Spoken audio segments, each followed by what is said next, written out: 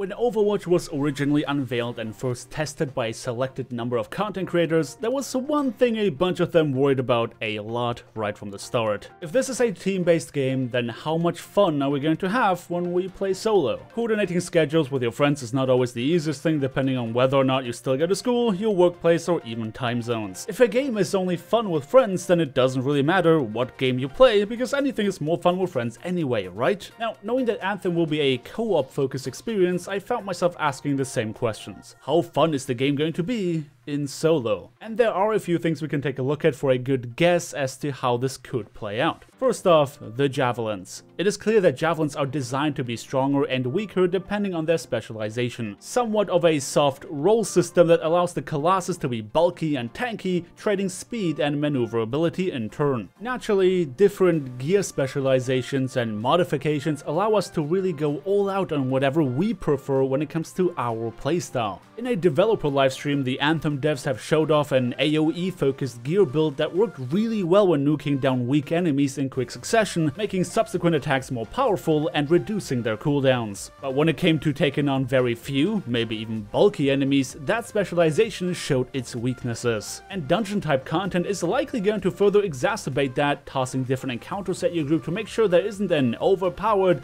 one build fits all solution that is objectively the best to run at all times. And this is really what it comes down to. How was the content designed in the first place? Was it made ridiculously easy to support the drop-in nature of their matchmaking system? We have reason to assume as much, considering a tweet from Ben Irving, lead producer for Anthem, in which he confirmed that there is matchmaking for every activity in the game. If you've played something like Destiny, for example, you can imagine how that could potentially play out. You're running into a public event type of scenario, which really is just a glorified shooting gallery because the developers need to make sure that random groups can take on that content. Further reinforcing that fear is another tweet that confirms matchmaking to be on by default and that a player has to opt out manually to not be matched up with randoms. Decisions that make a lot of sense, especially when factoring in console play. Having to navigate menus to get into random groups while using a controller is much more of a hassle than on PC, and the lack of precision versus a mouse and keyboard makes grouping up for right about anything much more attractive. If we were to assume that this decision was made to keep console players in mind, then as a PC player, you might rightfully worry about the difficulty level of the content on display. World of Warcraft, for example, had to scale down the difficulty to accommodate random matchmaking in pretty much all of their PvE content. Encounters that are very difficult on heroic or mythic difficulty end up being so ridiculously easy when using matchmaking that a lot of boss mechanics can be outright ignored. If Anthem decides to go for a similar approach, then yes, we are likely going to see content that is very easy to beat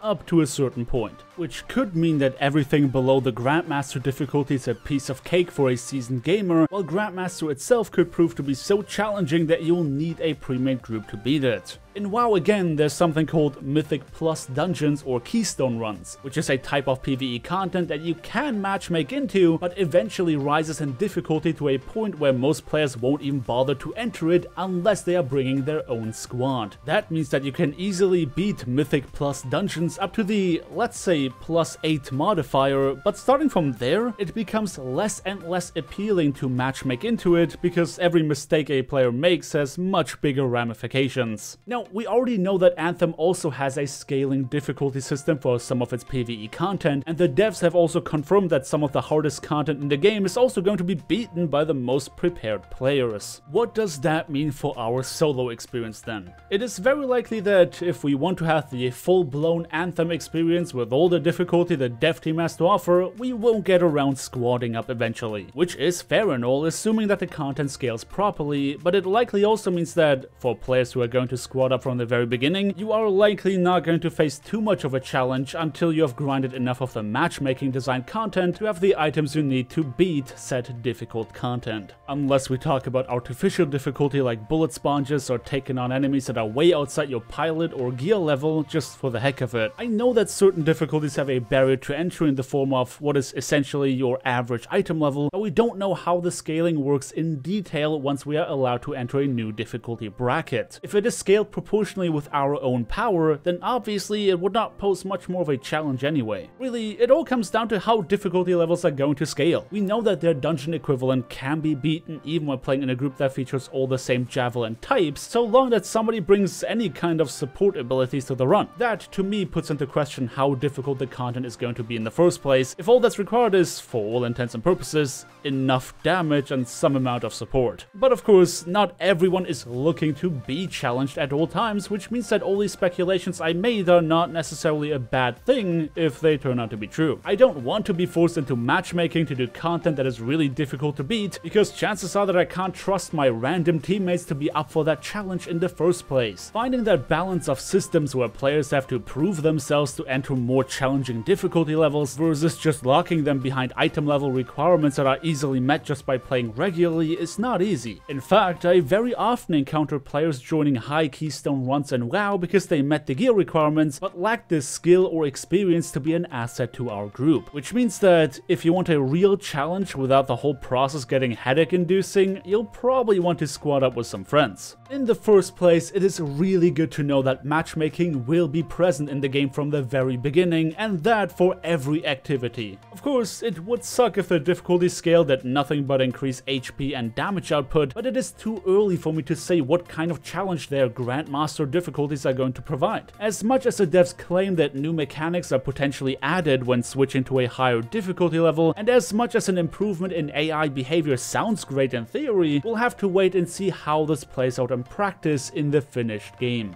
But here's hoping that some type of modifier system like Destiny 2 or World of Warcraft's affixes are going to be implemented just for the sake of variety. But there's no doubt in my mind that the best experience in Anthem will always be had when playing it with your own team, simply because specializing yourself really plays into that power fantasy that Anthem is trying to provide, over having to be a jack of all trades but a master of none. Particularly, the combo system is begging to be used by seasoned squads that know how to best take advantage of their abilities. Thankfully, we are also able to switch out our javelins at will, which means that we can have different suits for different situations, like solo questing versus group dungeon crawling. I've just recently gotten into looking at Anthem more closely, so I'm hoping that I did not miss out any crucial information. Considering how interesting this game is shaping up to be based on the developer livestreams I've seen, I'm actually really disappointed that I did not keep up with it right from the start. Anyway, this is already it for today's video, covering my hopes and worries when it comes to the solo experience in Anthem. If you enjoyed this video, then by all means feel free to let me know by leaving a like on your way out or dropping a comment down below. Thank you everybody so much for watching, don't forget to subscribe if you want to see more, and I hope to see you guys next time.